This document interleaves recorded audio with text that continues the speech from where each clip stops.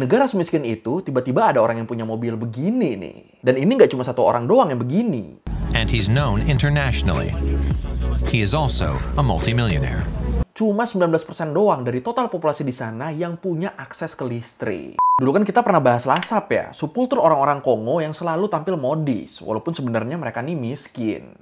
Ya rela kelaparan demi modis lah intinya. Nah sekarang gue mau bahas orang di Kongo lagi, tapi kali ini beneran orang-orang kayanya nih, beneran crazy rich-nya nih yang kita bahas. Ini soalnya unik sih menurut gue, lu bayangin aja nih, di negara yang kemiskinannya itu tergolong tinggi, bahkan kebutuhan dasar masyarakatnya aja banyak yang belum bisa menuhin, kok bisa-bisanya ada cukup banyak crazy rich di sana.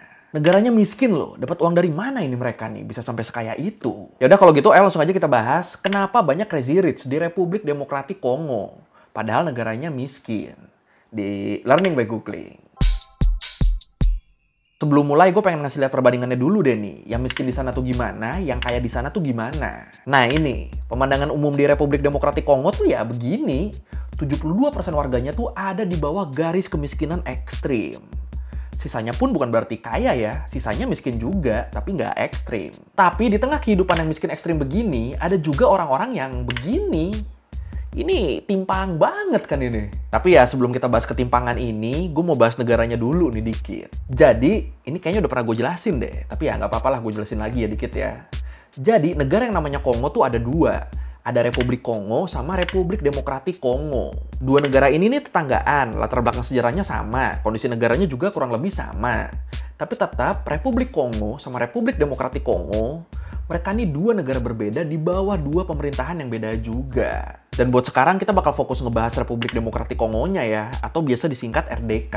Oke, jadi sebelum bahas Crazy Rich-nya, kita bahas dulu nih soal keadaan negaranya tuh sebenarnya kayak gimana. Negara yang sebenarnya kaya, tapi secara ekonomi malah jadi salah satu negara paling miskin di dunia. Jadi RDK ini, mereka ini adalah negara yang secara luas wilayah tuh paling gede kedua di Afrika. Kalau menurut United Nations Environment Program, dibilang wilayah RDK ini tuh kaya banget sumber daya alamnya. Mulai dari kayu, minyak, gas alam, sampai mineral-mineral tambang kayak kobalt, timah, tembaga, emas, berlian.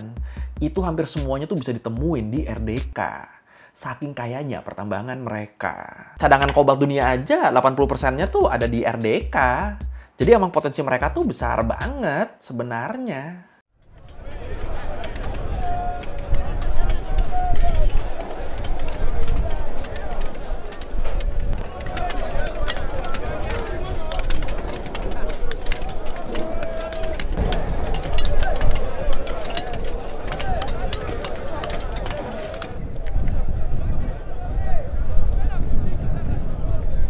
Kalau menurut Commodity Top News, di tahun 2018, sektor pertambangan RDK tuh nyumbang sebanyak 32% dari total PDB nasional di sana.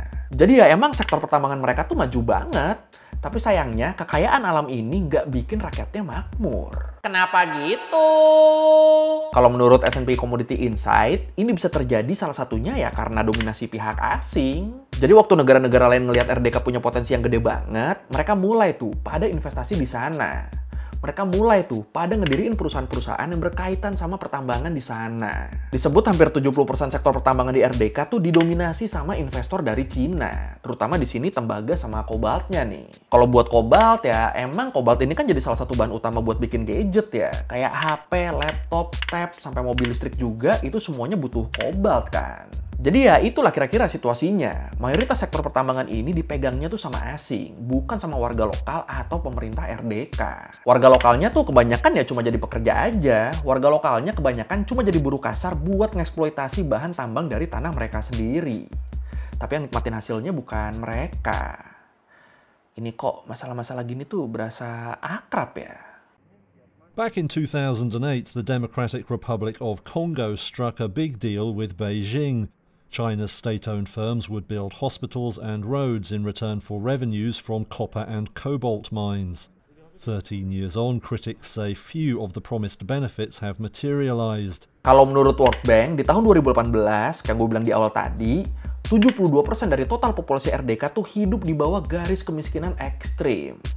Atau kalau mau angkanya lebih detail, sekitar 60 juta orang pendapatan hariannya tuh kurang dari 1,9 US dollar.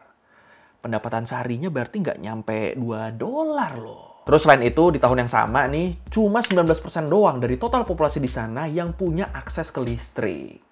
Sisanya ya gelap-gelapan. Ya sebenarnya nggak cuma gelap-gelapan sih ya. Mesin air, ngecas-ngecas apapun itu, ya mereka nggak bisa.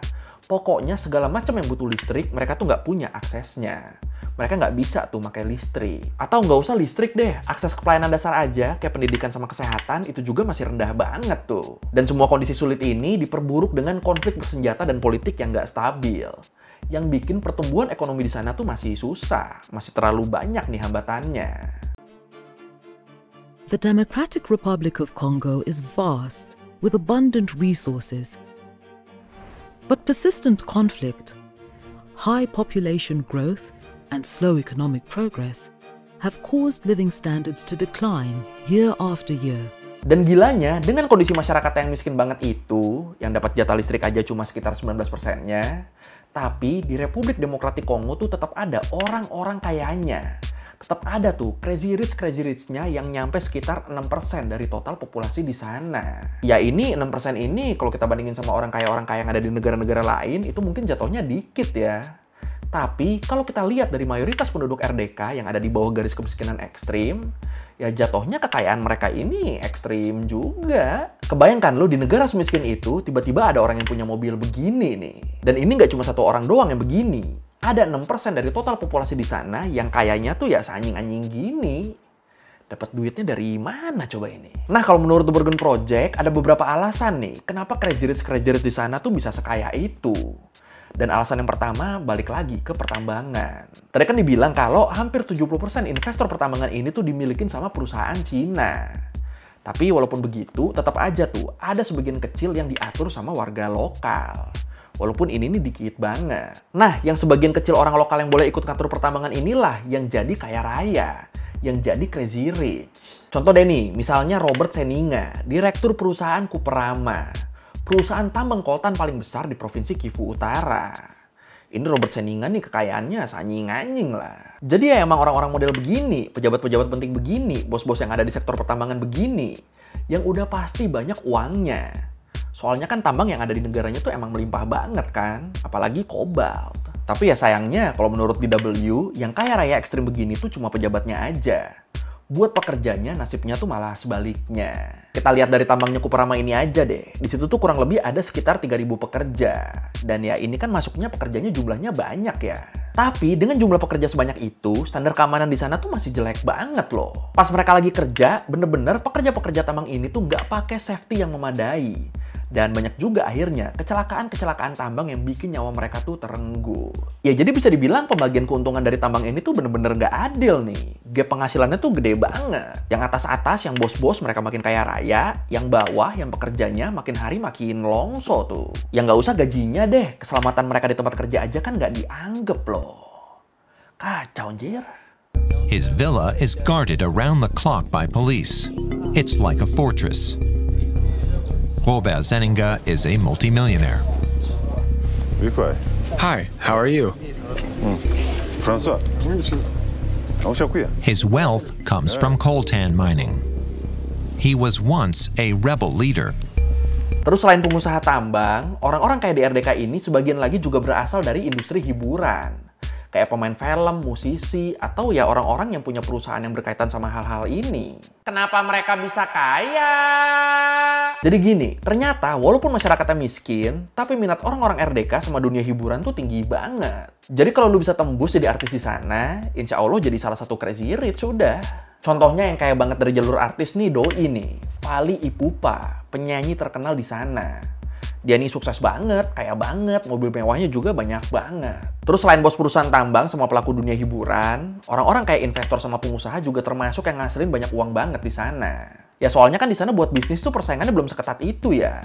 Jadi di sana tuh nggak banyak saingan bisnis karena ya kebanyakan masyarakatnya tuh nggak punya modal dan nggak teredukasi sama kepikiran juga mau buka bisnis apa. Jadi persaingannya tuh longgar tapi marketnya banyak. Soalnya RDK penduduknya kan emang banyak banget kan. Jumlah populasinya tuh jadi yang terbanyak keempat di Afrika. Jadi kalau mungkin lu punya modal buat bisnis di sana, lu punya kesempatan buat jadi salah satu crazy rich nih. Gimana? Tertarik? Fally Ipupa is the DRC's biggest star, and he's known internationally. He is also a multimillionaire. Want a photo? My guy, I love you, man. I love you too. Man like Fally Ipupa, you know. What you saying? Hey. What's up? Terus selain itu, ini yang paling nyebelin nih, politikus sama petinggi pemerintahan di sana juga termasuk orang-orang yang punya harta yang banyak. Selain pastinya mereka juga punya pengaruh sama kekuasaan kan. Jadi pejabat-pejabat sana tuh termasuk di antara kalangan crazy rich nih. Kenapa bisa gitu? Ya soalnya mereka bisa manfaatin posisi mereka buat dapat banyak keuntungan. Apa itu pejabat jujur? Ditambah lagi, banyak juga politikus di RDK ini yang emang basicnya tuh udah kaya. Sebelumnya mereka udah punya bisnis sendiri. Basicnya emang udah crazy rich, basicnya emang udah orang kaya, terus mereka masuk ke politik.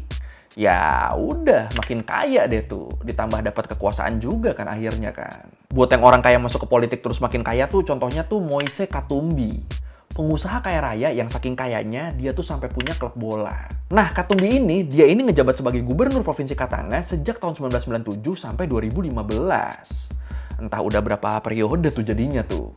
Dan rencananya dia bakal maju juga buat jadi presiden di akhir tahun 2023 nanti. Nah, Katumbi ini bisa dibilang dia ini adalah salah satu orang paling kaya dan paling berpengaruh di Republik Demokratik Kongo. Dan ya dari contoh Katumbi ini jadi kelihatan kan ya, ngejabat dari 1997 sampai 2015. Ini kan berarti kan ngasih gambaran kalau orang udah jadi pejabat di Kongo itu susah turunnya tuh. Apalagi kalau basicnya orang kaya, bukannya turun, yang ada makin lama makin dicengkram tuh jabatannya sama dia. Malah makin kaya dia gara-gara itu. Apa mulai nyalek di Kongo ya gue ya? 50-year-old Katumbi certainly knows how to make things happen. He started out in the family fishing business and built an empire that includes mining and TP Mazembe, one of Africa's most successful and richest football clubs.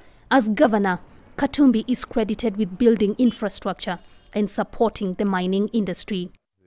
In recent weeks, there's been talk that Katumbi is testing national support to run for the presidency.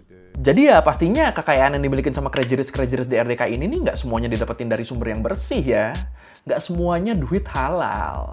Apalagi kalau menurut Transparency International, RDK ini adalah salah satu negara dengan indeks korupsi paling tinggi di dunia. Buat rankingnya, RDK ini ada di ranking 169 dari 180 negara. Ini cara ngeliat rankingnya nih, makin besar angkanya, berarti indeks korupsinya juga makin parah ya. Yang nomor 180, yang paling parah di dunia, itu tuh ada Sudan Selatan. Nah, Indonesia yang kita ngerasa korupsinya tuh gila-gilaan banget kan, itu tuh ada di ranking 96. Nggak ada apa-apanya kalau dibandingin sama RDK yang ada di ranking 169. Udah mau terakhir tuh. Kacau juga ya korupsi di sana ya. Dan indeks korupsi di RDK ini juga jadi yang paling tinggi kelima di Afrika. Ini korupsi-korupsi di sini tuh termasuk suap, penyalahgunaan kekuasaan, pencurian dana publik, penggelapan pajak, penyelundupan barang tambang, dan ya banyak lagi lah. Bahkan nih, kalau menurut BBC, korupsi dan penjarahan bahan tambang juga sering dilakukan sama milisi angkatan bersenjatanya sendiri. Jadi militer yang harusnya ngejagain pertahanan negara nih, mereka nih malah ngejual barang-barang tambang secara ilegal buat keuntungan mereka sendiri. Ini negara kok gini-gini amat ya. Jadi bener-bener polanya tuh yang kaya makin kaya, yang miskin makin miskin. Orang-orang yang punya celah tuh pasti manfaatin celah yang mereka dapat. Yang rakyat jelata jadi makin kesusahan gara-gara itu. Dan yang harus kita tahu, yang nyebelin juga nih, orang-orang kaya di Kongo ini, mereka tuh hidupnya misah ya sama yang miskin. Jadi yang kaya-kaya di sana tuh mereka tuh punya komplek tempat tinggal sendiri, dan yang miskin nggak bisa tuh tinggal di sana. Dan kalaupun mau tinggal di sana, emang harganya tuh mahal juga kan. Kalau menurut The Africa Report, orang-orang kaya ini tuh ngumpulnya di Kinshasa, ngumpulnya di ibu kota. Dan Kinshasa sendiri, dia ini emang jadi salah satu kota yang paling mahal buat ditempati di Afrika. Nggak cuma paling mahal di Kongo loh, tapi juga paling mahal di Afrika. Sewa apartemennya aja nih, itu tuh range-nya tuh mulai dari 1.200 sampai 5.000 US dollar per bulannya. Dan kalau kita mau beli unitnya, itu harganya tuh bisa nyampe 450.000 US dollar. Ini kebayang nggak lu, harga apartemen satunya tuh 450.000 US dollar. Padahal pendapatan pegawai negeri normalnya aja sebulan tuh cuma 100 US dollar. Jadi ya kelihatan ya, bener-bener jauh nih pendapatan warga biasanya sama crazy rich-nya. Kesenjangannya tuh berasa banget jadi. Dan kalau lu tinggal di kompleks orang kaya ini, lu ngeliat dikit dari pagar kompleknya tuh, kelihatan tuh gubuk-gubuk rakyat jelata tuh ada di mana-mana. Jadi ya bener-bener tempat lu doang yang mewah, sisanya gubuk semua. Dan kalau menurut African Development Bank Group, pertumbuhan ekonomi di RDK tuh emang timpang banget. Ekonominya tuh bener-bener terpusat di Kinshasa, terpusatnya di ibu kota. Sementara wilayah-wilayah lainnya itu tuh ngalamin keterbelakangan ekonomi. Jadi ya si kaya sama si miskin tuh bener-bener berasa jaraknya. yang miskin-miskin banget, sampai 72% populasinya ada di bawah garis kemiskinan ekstrim kan tadi. Tapi yang kaya juga kaya banget. Jadi kayak yang miskin tuh di sini, yang kayanya di sini. Nah, itu tengah-tengahnya kosong tuh. Jadi ya kalau misalnya kita bandingin deh sama di sini deh. Di sini kan yang miskinnya misalnya di sini nih, yang kayanya di sini. Nah, itu kan yang middle class-nya, yang orang-orang di tengahnya tuh banyak ya. Nah, di RDK tengah-tengahnya kosong, tengah-tengahnya cenderung nggak ada. Ini kan kacau banget ya. Mayoritasnya di bawah, jadi 72%-nya tuh di bawah loh. Aduh. That's La Cité du Fleuve. The rich live there. They do business deals. We catch fish. The residential complex is for Congo's new upper class, including the country's millionaires. Uninvited guests aren't allowed in. Oke, sekian review kali ini tentang kenapa di Republik Demokratik Kongo banyak crazy rich-nya. Padahal orang-orang miskinnya tuh banyak banget.